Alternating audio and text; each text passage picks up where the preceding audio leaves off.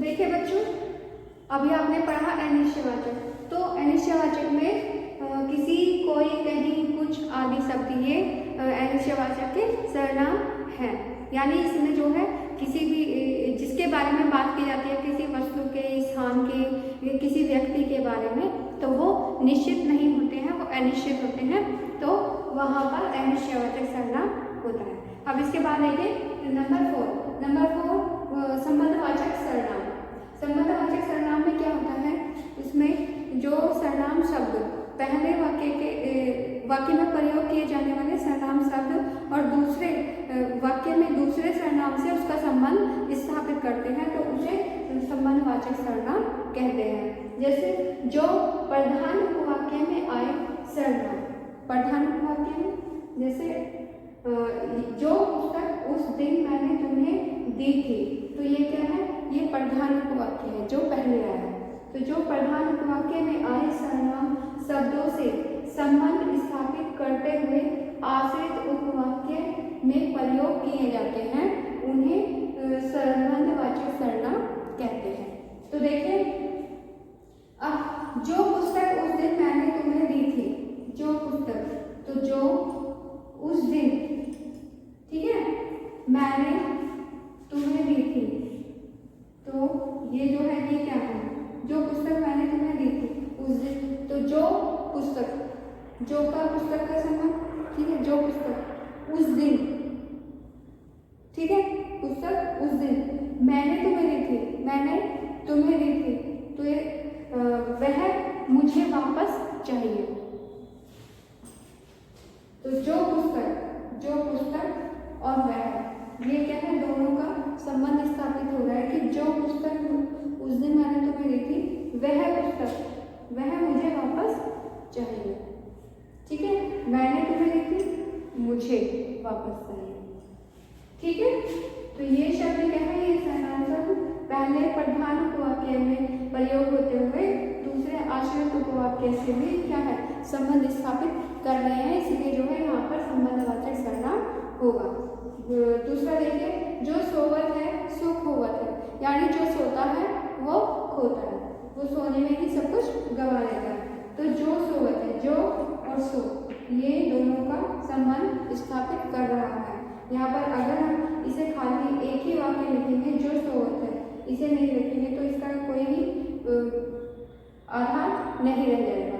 इससे जो है जो सोवत है, क्योंकि ये वाला वाक्य इस पर डिपेंड है।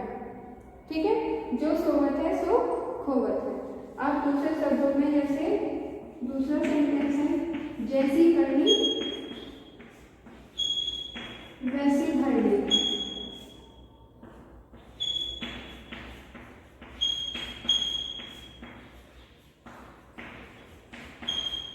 लोग कहते हैं ना कि उसने ऐसे किया, ऐसे उसे जैसा किया वैसे उसे फल मिला, जैसी करनी वैसी भरनी। ठीक है बच्चों, तो जैसी और वैसी दोनों का यहाँ पर क्या है, संबंध स्थापित हो रहा है। तो यहाँ पे क्या है, संबंधवाचक सर्वनाम है। इसके बाद देखिए आता है नंबर 5। तो देखिए बच्चों, इसके बाद आता है नंबर 5 प्रश्नवाचक सर्वनाम। जिन सर्वनाम का प्रयोग प्रश्न पूछने के लिए किया जाता है उन्हें प्रश्नवाचक सर्वनाम कहते हैं। यानी जिन शब्दों का प्रयोग हम प्रश्न पूछने के लिए करते हैं, तो प्रश्नवाचक जो शब्द है वो प्रश्नवाचक सर्वनाम के रूप में प्रयोग किए जाते हैं। वाक्य में प्रश्नवाचक सर्वनाम के रूप में प्रयोग किए जाते हैं, जैसे कौन, कहाँ, कैसा, क्या आदि। फॉर एग्जाम्पल देखें, बाहर कौन खड़ा है, बाहर कौन खड़ा है। ठीक है, और तुम्हारा क्या नाम है, या जो है आपके पिताजी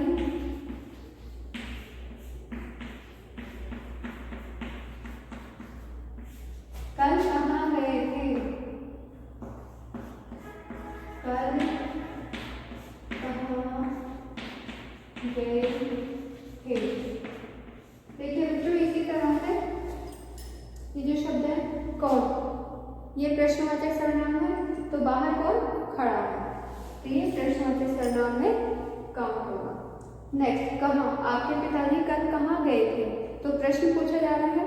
ठीक है, ये बहुत इजी है क्योंकि हमें प्रश्नवाचक सर्वनाम ये पढ़ते ही हमारे माइंड में रहता है कि जो शब्द प्रश्न पूछने के लिए प्रयोग किए जाते हैं वो प्रश्नवाचक सर्वनाम कहलाते हैं। तो देखिए कैसा, ये चित्र कैसा है या तो क्या, तो इसका तुम्हारा क्या नाम है, तुमने क्या बनाया, और कोई भी क्वेश्चन पूछने के लिए इन शब्दों का प्रयोग जब क्वेश्चन वाक्य में किया जाता है तो उन शब्दों, वो सारे वाक्य प्रश्नवाचक सर्वनाम के अंतर्गत आते हैं। वो शब्द जिनसे क्वेश्चन पूछा जाता है वो प्रश्नवाचक सर्वनाम कहलाते हैं। अब इसके बाद आता है नंबर 6 लास्ट, निजवाचक सर्वनाम। अब निजवाचक सर्वनाम क्या होता है, निज जैसे आप पढ़ के, निज यानी के अपना, तो जो इस निजवाचक सर्वनाम जो वाक्य होते हैं, वाक्यों में कर्ता अपने लिए प्रयोग करता है जिन शब्दों का, तो वो शब्द निजवाचक सर्वनाम के अंतर्गत आते हैं। अर्थात कर्ता द्वारा अपने लिए प्रयोग किए जाने वाले सर्वनाम शब्द को निजवाचक सर्वनाम कहते हैं, जैसे अपना, स्वयं, खुद आदि। फॉर एग्जाम्पल, मैं अपना काम, मैं अपना कार्य स्वयं कर लूंगा।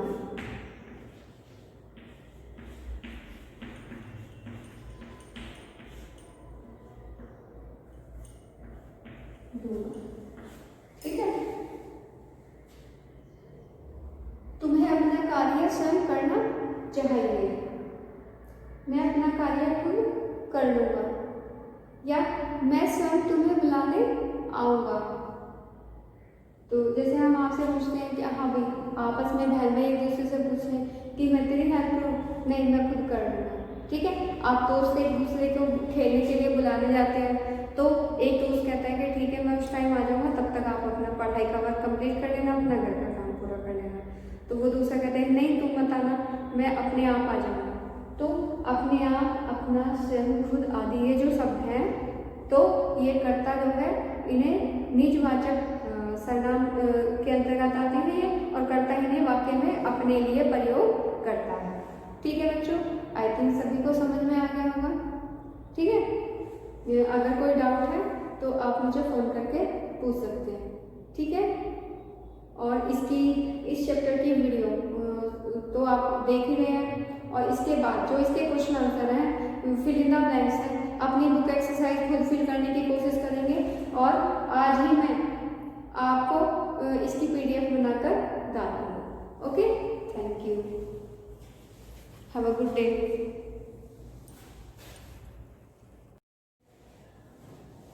Good morning class, how are you? Okay, I am fine, I wish you always fine.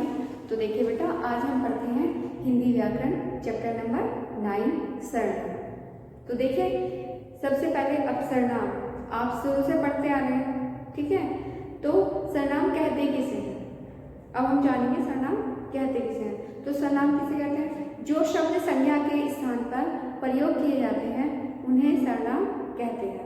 तो इसकी डेफिनेशन क्या होगी, जो शब्द संज्ञा के स्थान पर प्रयोग किए जाते हैं उन्हें सर्वनाम कहते हैं। अर्थात जो शब्द संज्ञा के स्थान पर प्रयोग किए जाते हैं वे सर्वनाम कहलाते हैं। दूसरे शब्दों में हम ऐसा भी कहते हैं, जो नाम वाले शब्द हैं उनके लिए जो उनकी जगह हम नाम न लिखकर जो दूसरे शब्द प्रयोग करते हैं उन्हें सर्वनाम कहते हैं। अब आता है सर्वनाम के भेद। तो सर्वनाम के भेद जानने से पहले सर्वनाम को और अच्छे से जान लेते हैं। कैसे, देखिए मैं आपको एक स्टोरी सुनाती हूँ, ठीक है, फिर आप मुझे बताओ। अशोक मगध के सम्राट थे। अशोक ने कलिंग पर विजय पाई। अशोक सभी प्राणियों से प्रेम करते थे। अशोक के राज्य में प्रजा सुखी थी। अशोक एक आदर्श राजा थे और अशोक ने बौद्ध धर्म अपनाया। तो इन सब में क्या है, जब हम किसी के बारे में कोई बात कर रहे हैं, एक राजा है अशोक का नाम है, उसके बारे में जब हम बातें कर रहे हैं तो उसमें क्या है, बार बार हम उसका नाम रिपीट कर रहे प्रभावशाली नहीं होती हैं। तो उसके लिए हम क्या करते हैं, एक बार हमने कोई वाक्य लिखा कि हाँ जी अशोक मगध के सम्राट थे, वे उन्होंने कलिंग पर विजय पाई। तो देखिए जब हम ऐसे लिखते हैं उन्होंने कलिंग पर विजय पाई, वे सभी प्राणियों से प्रेम करते थे, उनके राज्य में प्रजा सुखी थी, वे एक आदर्श राजा थे, उन्होंने बौद्ध धर्म अपनाया। तो जो शब्द हमने अशोक के स्थान पर प्रयोग किए हैं, जैसे अशोक मगध के राजा थे तो अशोक ने कलिंग पर विजय पाई, उन्होंने कलिंग पर विजय पाई। अशोक सभी प्राणियों से प्रेम करते थे, वे सभी से प्रेम करते थे, तो उन्होंने, वे, वह एक आदर्श राजा थे। तो ये सभी क्या है, ये शब्द सर्वनाम कहलाते हैं जो अशोक के स्थान पर प्रयोग किए जाते हैं। अशोक की कहानी में अशोक है, लेकिन मैं हर जगह वो नहीं कह रही हूँ, ठीक है बच्चों, ठीक है। तो इस कहानी में जहाँ जहाँ बार बार अशोक है, एक बार हमने किसी का नाम लिया, हम किसी के भी बारे में बातें कर सकते हैं। जैसे देखिए राम एक अच्छा लड़का है,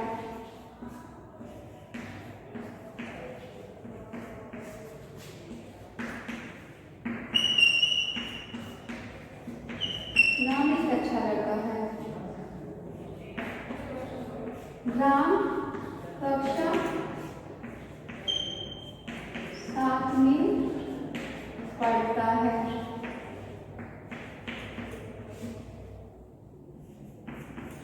राम की बहन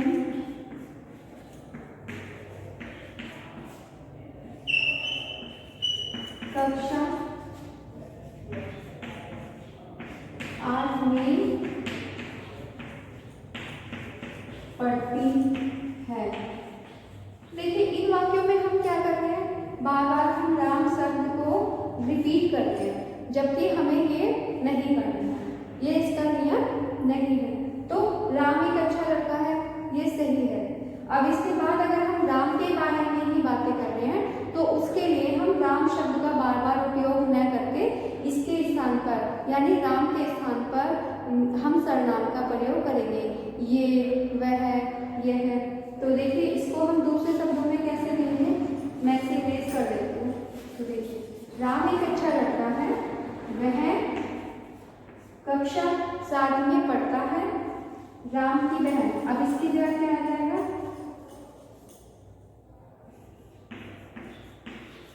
उसकी बहन कक्षा 8 में पढ़ती है। तो देखिए हमने जो राम की जगह पर वह, उसकी, ये शब्द प्रयोग किए हैं, ये सर्वनाम कहलाते हैं, ठीक है बच्चों। तो अब आपको समझ में आ गया सर्वनाम किसे कहते हैं। तो डेफिनेशन का अर्थ समझिए कि जो है, जो शब्द संज्ञा के स्थान पर, जो शब्द जैसे वह, उसकी, तो ये जो शब्द संज्ञा के स्थान पर, नेमिंग वर्ड के स्थान पर प्रयोग किए जाते हैं उन्हें सर्वनाम कहते हैं, ठीक है बच्चों, समझ में आ गया। अब देखिए इसके बाद आता है सर्वनाम के भेद। सर्वनाम के भेद कितने होते हैं, मैं इसे रब कर देती हूँ। तो देखिए सर्वनाम के 6 भेद होते हैं। सर्वनाम के भेद,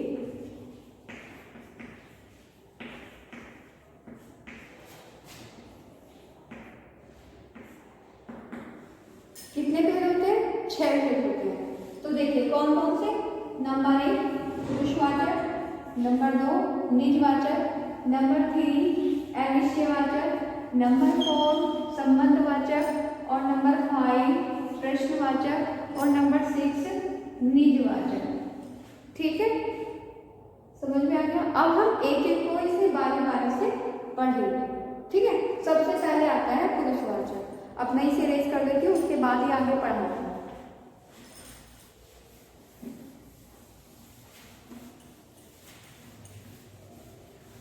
तो देखिए सबसे पहले आता है पुरुषवाचक, नंबर 1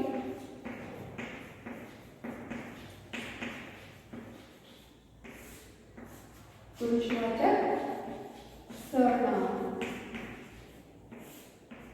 अब देखिए पुरुषवाचक सर्वनाम में क्या होता है, तो इसमें हम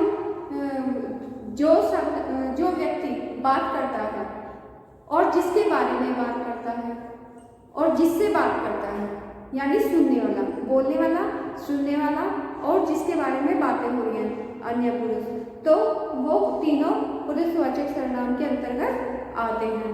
इसके बाद देखिए फिर हम तो देखिए बच्चों, मैंने आपको अभी बताया था सर्वनाम के आगे 6 भेद होते हैं और सबसे पहला कौन सा है? पुरुषवाचक सर्वनाम। तो पुरुषवाचक सर्वनाम किसे कहते हैं? पुरुषवाचक सर्वनाम में होता क्या है? पुरुषवाचक सर्वनाम में व्यक्ति का बोध कराने वाले शब्दों को सर्वनाम कहते हैं, पुरुषवाचक सर्वनाम कहते हैं। व्यक्ति का बोध कराने वाले सर्वनाम पुरुषवाचक सर्वनाम कहलाते हैं। कौन से व्यक्ति का? जो कोई बात कहता है, बोलने वाला, सुनने वाला तथा जिसके बारे में वो बात हो रही है, वो तीनों ही पुरुषवाचक सर्वनाम के अंतर्गत आते हैं। तो इनको पहचानने के लिए देखिए, सबसे पहले इसमें मुख्य बात क्या है, ये चीज आप अपने माइंड में नोट कर लीजिएगा। ये शब्द बोलने वाले, सुनने वाले तथा जिसके बारे में कुछ कहा जाए, वो तीनों को बिलोंग करता है कौन सा? पुरुषवाचक सर्वनाम। अब इसके आधार पर पुरुषवाचक सर्वनाम को 3 भागों में बांटा गया है, उत्तम पुरुष, मध्यम पुरुष और अन्य पुरुष। अब उनकी पहचान हम कैसे करेंगे? तो सबसे पहले देखें, जैसे नंबर 1, मैं बाजार जा रही हूँ। तो मैं बाजार जा रही हूँ, ये क्या है? ये बोल रहा हूँ, बोलने वाला।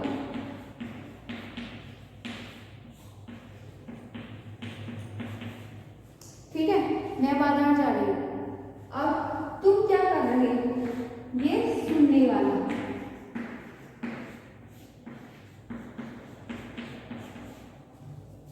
सुनने वाला, तुम क्या कर रहे हो? वो सुनने वाला। अब वह दिल्ली से कब आएगी? तो वह, किसी और के बारे में बात हो रही है कि वह दिल्ली से कब आएगी, तो वो क्या है? अन्य, जिसके बारे में कुछ कहा जा रहा है, जिसके बारे में कुछ कहा जा रहा है।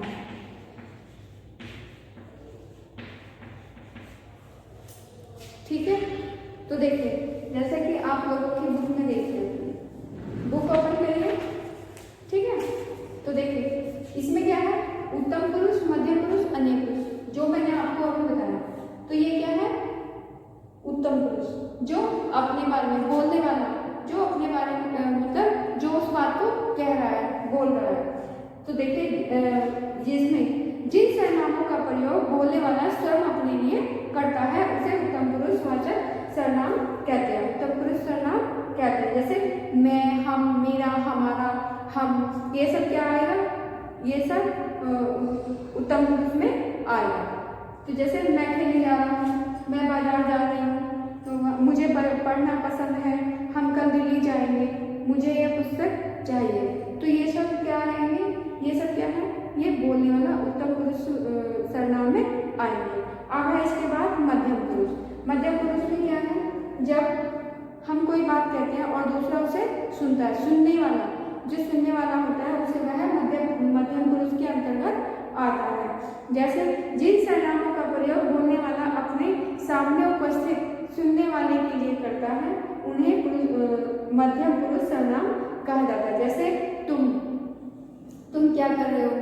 तुम कहाँ गए थे? तुमने ये काम कर लिया? तो ये देखिए, तुम, आप, तुम्हारा, आपका, ये सब क्या है? ये मध्यम पुरुष में मध्यम पुरुषवाचक सर्वनाम है। इसके बाद आता है अन्य पुरुष। अन्य पुरुष, जैसा कि मैंने आपको अभी बताया, जिसके बारे में बातें हो रही हैं, वह दिल्ली से कब आएगी। तो किसी और के बारे में हम बात कर रहे हैं कि वह दिल्ली से कब आएगी, वह अन्य पुरुषवाचक सर्वनाम के अंतर्गत आते हैं।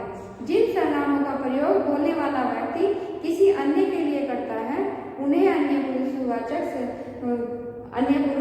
सर्वनाम कहा जाता है। जैसे वे, उसे, वह, उन, उन्हें, उन्होंने आदि।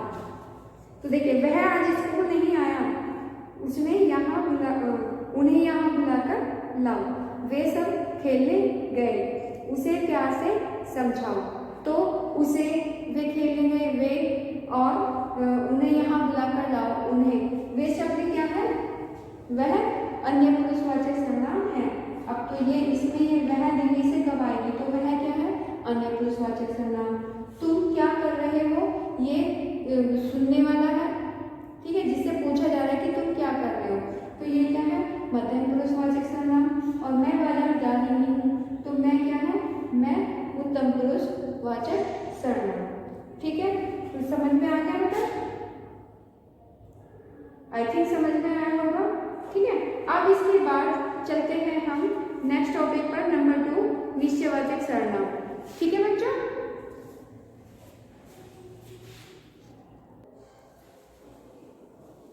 तो देखिए बच्चों, पुरुषवाचक सर्वनाम के बाद आता है नंबर 2, निश्चयवाचक। निश्चयवाचक जैसा कि हमें उसे पढ़ के ही, सुन के ही पता चल रहा है, निश्चयवाचक तो कि वहां पर कोई निश्चित वस्तु या निश्चित व्यक्ति के बारे में बातें हो रही है। तो ऐसे क्या है, निश्चयवाचक सर्वनाम, जिन सर्वनाम शब्दों से किसी व्यक्ति या वस्तु का निश्चय पूर्वक बोध होता है, यानी निश्चित वस्तु, निश्चित व्यक्ति के बारे में पता चलता है, तो उसे हम निश्चयवाचक सर्वनाम कहते हैं। जैसे यह, वह, ये, वहाँ, ऐसे आदि। जैसे फॉर एग्जाम्पल, ये फूल सुंदर है, तो ये फूल मतलब हमारे पास में कोई फूल है, तो ये फूल सुंदर है। वहाँ एक बरगद का पेड़ है, वहाँ कोई भी जगह है कि हाँ जी वो शिव जी के मंदिर के पास वहाँ एक बड़ा बरगद का पेड़ है, तो वो क्या है, वो निश्चित है, वो हमारा देखा हुआ है, निश्चित है, हमें मतलब मालूम है, पता है उसके बारे में अच्छे से। और जिसके बारे में हमें पता नहीं होता वो क्या है, अनिश्चयवाचक, यानी हमें डाउट है, हमें उसके बारे में पता नहीं है कि वो वहाँ पे है भी या नहीं।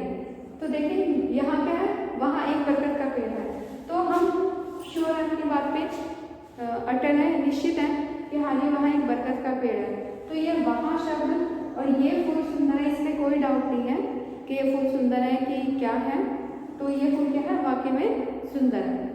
तो ये और वहाँ दोनों शब्द क्या है, किसका बोध करा रहे हैं, ये तो करा रहा है फूल का, और वहाँ एक बरगद के पेड़ का, तो दोनों क्या है, निश्चितता प्रकट कर रहे हैं। तो यहाँ पे क्या होगा, निश्चयवाचक सर्वनाम होगा। वह मेरा भाई है, ठीक है, तो श्योर है वह मेरा भाई है, तो यहाँ पे क्या है, निश्चयवाचक सर्वनाम है।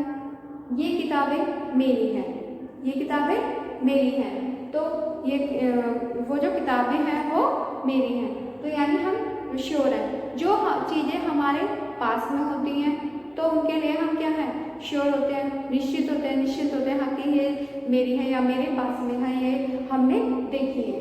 ठीक है, वहाँ मैंने अभी आपको बताया, वहाँ एक बरगद का पेड़ है, या आप वहाँ चले जाइए, वहाँ आपको ये चीज़ अवश्य मिलेगी। मान लिया किसी शॉप पर हम भेज रहे हैं किसी को सामान खरीदने के लिए कि हाँ जी यहाँ से नहीं मिलेगी, तो हमें क्या है, जिसके बारे में हमें पता है कि हाँ ये चीज़ क्या है, अगर हमें पेंसिल खरीदनी है तो पेंसिल क्या है, वो स्टेशनरी शॉप पर मिलेगी, तो हम क्या है कि आप वहाँ जाइए, स्टेशनरी शॉप है वहाँ, और वहाँ आपको जरूर मिल जाएगी।